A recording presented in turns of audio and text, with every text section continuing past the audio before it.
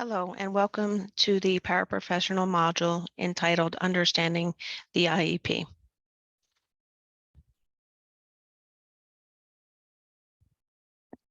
My name is Doreen Milet, and I am the secondary transition TAC at Schuylkill IU 29. I also work with Renew and Brain Steps. Today's talking points will be the following. First, what does IEP stand for? What is the purpose of an IEP? What are the sections of an IEP? And where can you learn more? IEP stands for Individualized Education Program. It is designed to be a strength-based document that outlines the special instruction needed for that individual student. To qualify for special education, kids must have a disability in one of 13 categories according to federal law, and the disability must also adversely affect their education. Simply having a disability in one of the 13 categories does not mean they will automatically qualify for special education. It must be determined that the disability adversely affects their education. The term IEP is used to refer to the written plan that spells out the specific types of help that the kids will get. And there are many considerations involved with an IEP. There is paperwork involved. There is a lot of data collected. There are timelines to follow. Each of these things is very important. It is specially designed instruction, oftentimes referred to as SDI, and it is provided at no cost to the parent, and it is specially designed to meet the unique needs of a child with a disability. So even though students may have the same disability category, their specially designed instruction may vary because it is designed to meet their unique needs.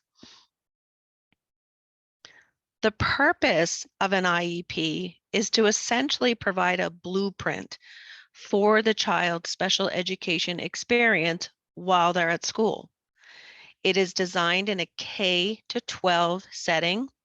Early intervention also has students that have specially designed instruction in the early intervention session. But this blueprint applies for students in the K to 12 setting. And this plan describes the very specific services and the supports that the child will get. IEPs are developed by a group of professionals at school. There is very important members of the IEP. One member of the IEP typically acts as the case manager or the teacher and oversees the IEP, but there is a team of individuals that are involved. And parents are a very crucial part of that team and should be involved in the process. And also youth. When youth are 13 years old, turning 14, they become an integral part of the IEP team. The IEP team uses results of an evaluation to design the plan. The scores on that initial evaluation show the specific areas that the student struggles with. That information allows the IEP team to provide individualized instruction and supports. After the initial evaluation, data is continuously collected through classroom assessments and other formal assessments. It is possible for a reevaluation to be done to determine the student's continued need for the IEP. We use assessments that are done on a daily basis in the classroom, some of which you as a paraprofessional may be assisting with. We ask for parent input about what the students are doing in the home and around the home to help contribute to that IEP and the individualized plan. And schools are required to place students in what we call the least restrictive environment. You may hear it referred to as LRE. They actually have to calculate the percentage of time, with the goal being that it is important for students to spend as much of the day as possible with their age appropriate peers.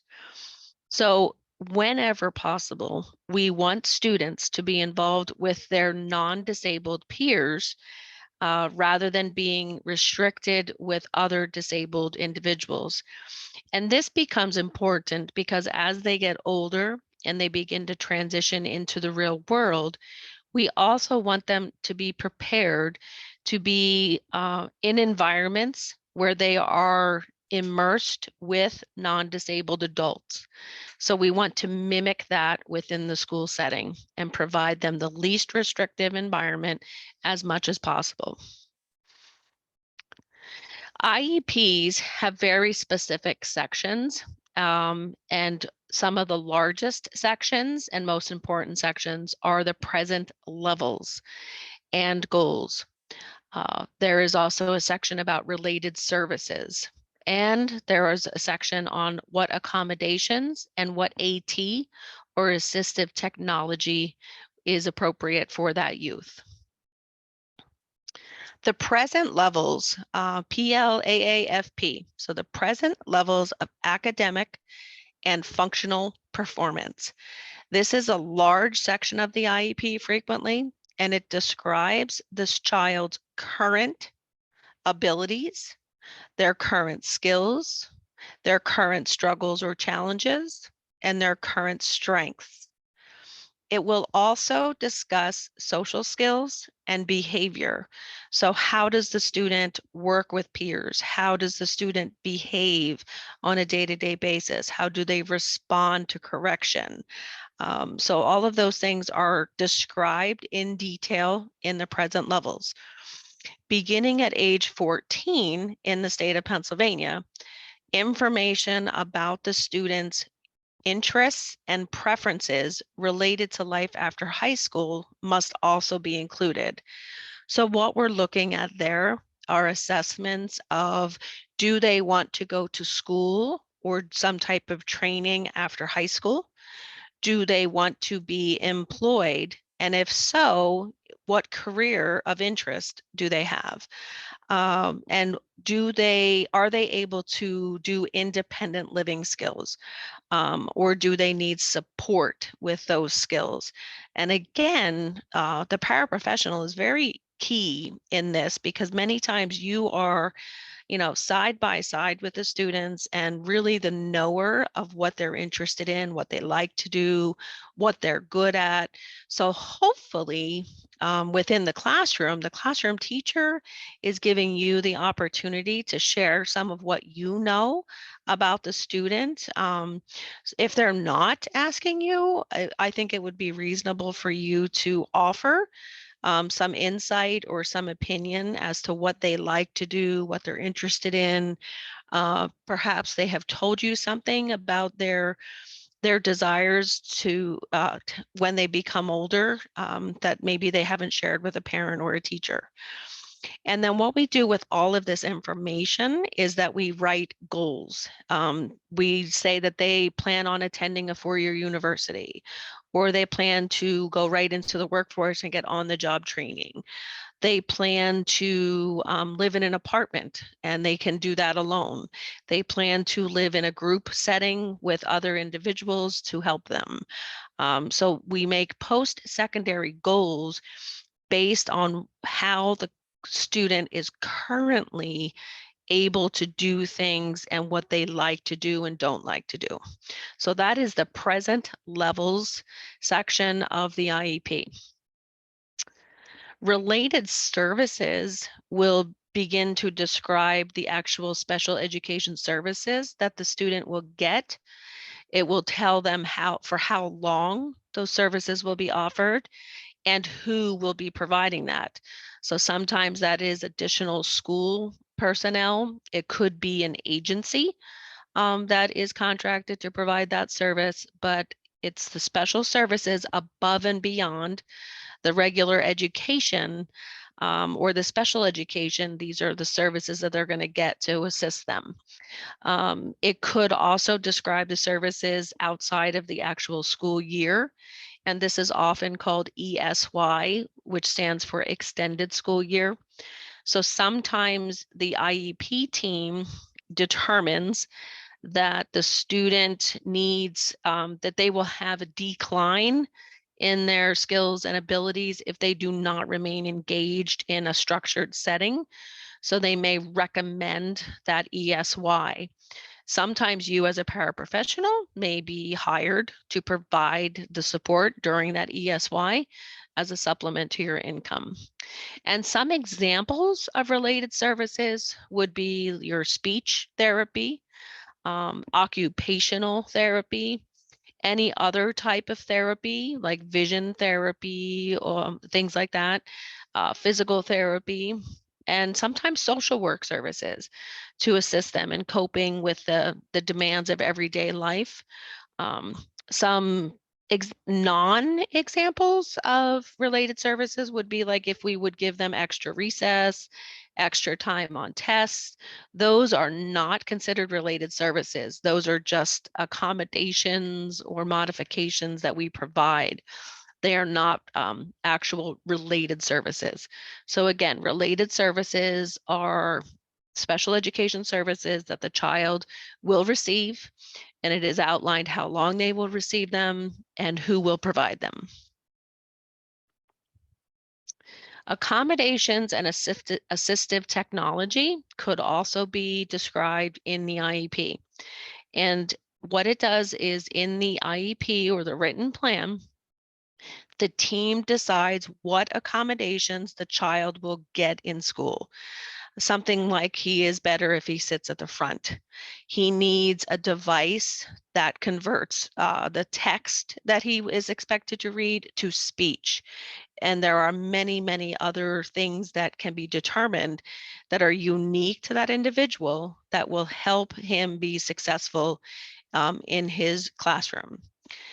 This section of the IEP also details any changes to what is expected of the child or modifications, like perhaps less homework, perhaps a change in the content.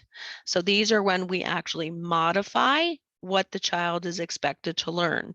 And this would be outlined in that individualized IEP, and it would be expected that it would be followed. And it would include information about any assistive technology the student would need. Do they need an iPad to assist them? Do they need any hearing aid devices? Do they need, it could be a low tech option where they just need maybe some specialized writing instruments, not necessarily a device. So assistive technology is anything that allows them and assists them in accessing the curriculum.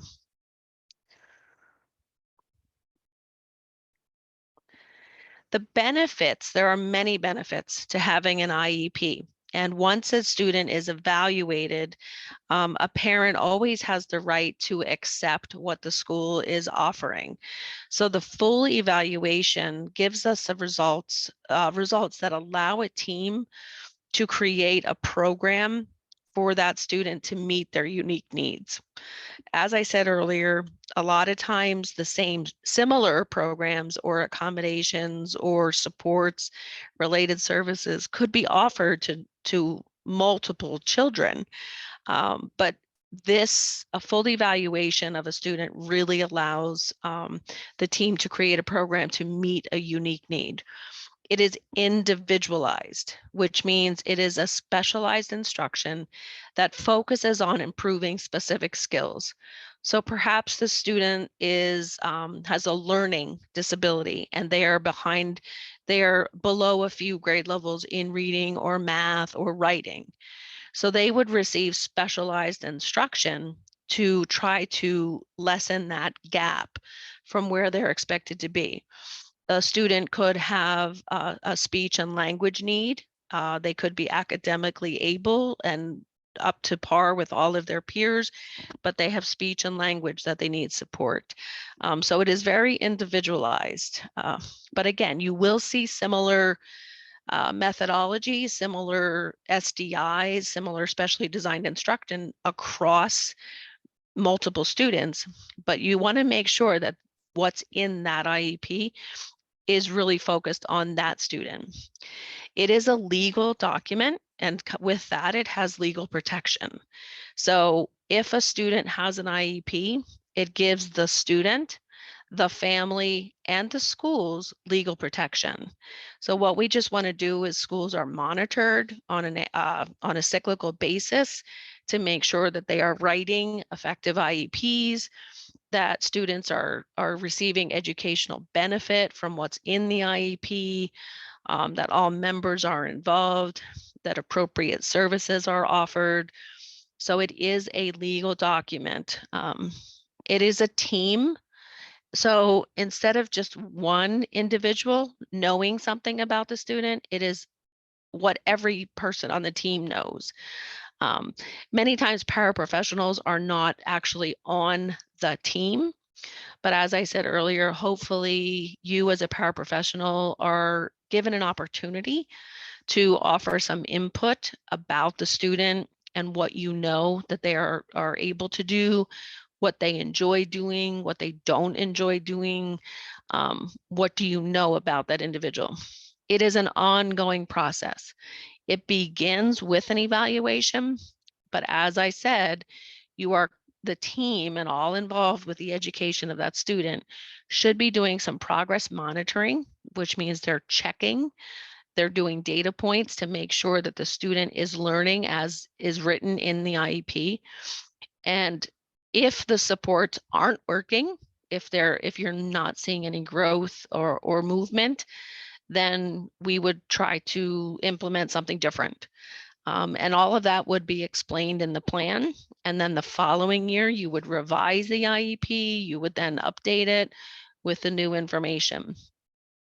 So if all of these things are done well, then students can build skills and actually thrive in school.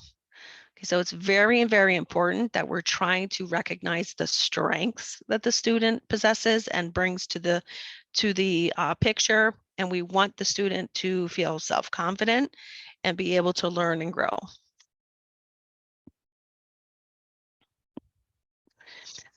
I am highlighting a few places where you can learn more about IEPs. The Schuylkill Intermediate Unit 29 has a website that you can visit, and we offer support to school districts, to parents, to youth, so that you can visit the website and look, and we're always here to provide special support. We do group trainings for teachers, we have parent sessions. So I really encourage you, if you're not already familiar with the resources on the IU29 special education site, that you would explore that. The other resource that provides a full array of professional development, including paraprofessional sessions and technical assistance, is Patten, Pattan. If you do a Google search for Patten, you will find a lot of different varieties of services, and there is information for all of the team members. There's information for educators, there's information for parents, there's information for paraprofessionals, for families. So that's another excellent. So you have Schuylkill IU29. We have Patten, who can help us, Pattan. And then another wonderful website is called understood.org. And this is written to support parents and understanding.